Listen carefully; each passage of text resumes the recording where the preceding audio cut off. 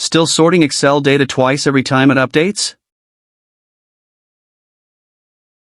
There's a faster way. Let's say you have a sales table, product, state, and total sales. Your boss wants product A to Z, and highest sales first within each product. Most people go data, sort by product, sort on cell value, and order A to Z. Then repeat again.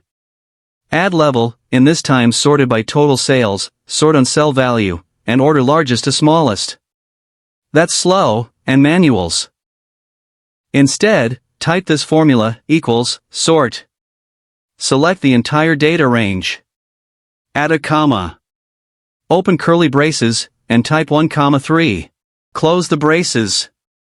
This means, first sort by column 1, then sort by column 3. Add another comma, open curly braces again, and type 1,-1. Close the braces. Here's what that controls. 1 means ascending order A to Z, and -1 means descending order largest to smallest. Now press enter.